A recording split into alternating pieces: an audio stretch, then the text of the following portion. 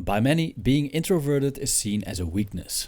Introverts rather stay on the background, often hesitate to make a decision, and get fatigued by social interaction. But these so-called weaknesses are easily compensated by a series of strengths that are generally overlooked, despite the fact that they are invaluable in many different settings. The fact of the matter is, we live in an extroverted world, in which extroverted qualities are desirable over introverted qualities. So, to enhance the emancipation of the introvert a little bit, and because I'm introverted myself, I present you 8 strengths of introverts.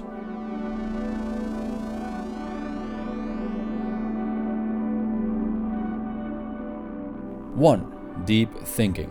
Introverts often spend a good portion of their time in solitude, during which they think deeply about life. Overthinking comes with dangers, which I explain in my video called 4 Dangers of Overthinking, link below. But thinking in general can also be a great source of strength. An introvert's brain works differently than an extrovert's brain, which makes an introvert process information more deeply. A strong aspect of thinking is the ability to reflect on life and explore different future scenarios. Although this could lead to worrying and rumination, it is an opportunity to design a life that suits them and build strategies to accomplish that.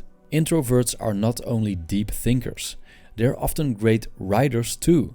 The practice of journaling is a powerful tool to reflect on the past and make sense out of it, in order to design a better future. An introverted mind is great at planning out life step by step, because it carefully imagines pitfalls and possibilities, and is aware of things that many extroverts will probably overlook. 2. Productivity in solitude.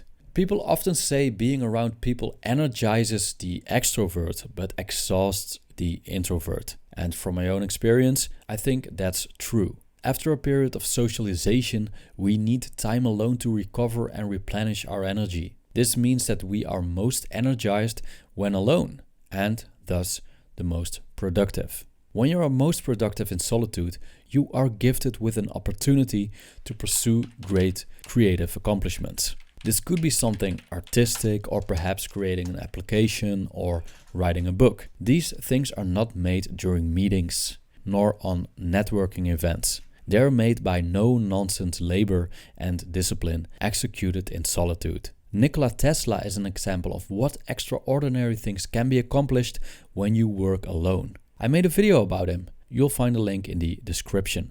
3. Creativity in expressing ourselves. A coping mechanism of not wanting to be in the center of attention is, basically, finding ways to express ourselves nonetheless. That's why many introverts become good at arts. When I was a child, I used to express myself by drawing. Today, I often express myself with memes or stupid self-made videos to show my appreciation towards my friends. And the videos on this channel, the editing, the choice of music is a much more natural way for me to express myself than, for example, giving a speech. So an introvert's creativity is partly born out of the avoidance of small talk and being around people all the time. 4. Observation. Introverts are great observers.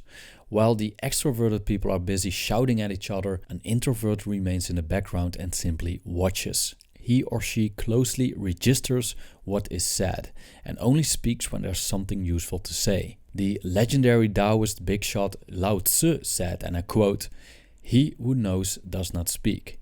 He who speaks does not know." End quote. Lao Tzu simply points to the idea that when you speak, you cut yourself off from, possibly, valuable information that the environment gives you. That's why we see many extroverts talk on and on while they don't even know what's going on, just for the rewarding act of getting your voice heard. Introverts, however, do know what's going on because they've seen it. This gives them a position of power because they know what others don't know. 5. Eye for detail.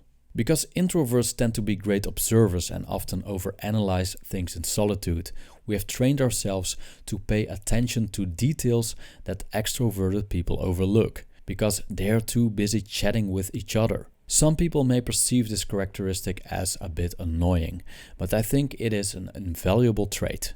How can mankind reach greatness if there aren't people who pay attention to the small stuff? As they say, the devil is in the details. So if you want to beat the devil, it is necessary to have people with the ability to look at things from different perspectives, explore different scenarios, and highlight weaknesses. Without the observing eye of the introvert, an ambitious project might go to waste at the blink of an eye. 6. Deep relationships. Introverts are great listeners, and I think that listening is a vital component of a healthy relationship with another person. Because they are good listeners, they process and internalize a lot of information about the other person, so they get a deeper understanding of them. This way, introverts can empathize with others more easily because they know what they are going through, especially because they have the ability to think deeply and imagine another person's suffrage for themselves. The way introverts handle their loved ones often leads to deep and long-lasting bonds. 7. Autonomy and independence.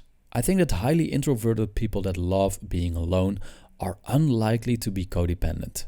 Codependent people cannot live without a partner and cannot imagine spending these Saturday evenings alone. According to the Stoics, not needing external things to live a happy life is strength. Because at the end of the day, other people are beyond your control. In our society, we are always dependent in some way on other people. But the simple fact that you find contentment in being by yourself exerts power. It prevents other people abusing the need for companionship that many people have. Companionship can be a great addition to your life, but because you don't need it, you are not enslaved by it. 8. Leadership. Although I dread public speaking and did not like speaking in the boardroom when I was working at the bank at all, when I did speak up, people listened to me. It took me some effort to get the attention of all those extroverted shouting coworkers, but when I had it, everyone was quiet. Partly because of my deep voice, but also because I spent at least a few minutes thinking about what I was going to say, and the time before I've probably listened closely to what others had to say. You listen, you prepare, you know your stuff, and you observe very well what's going on. Also, I've led a meeting several times during my career, and I hated every minute of it. But people always loved it because of the structure I brought into these meetings. Ironically, I had to do it for my own sanity. Nevertheless, I'm glad that extroverted people appreciate being led by an introvert, who creates some order out of their oftentimes chaotic and incoherent maelstrom.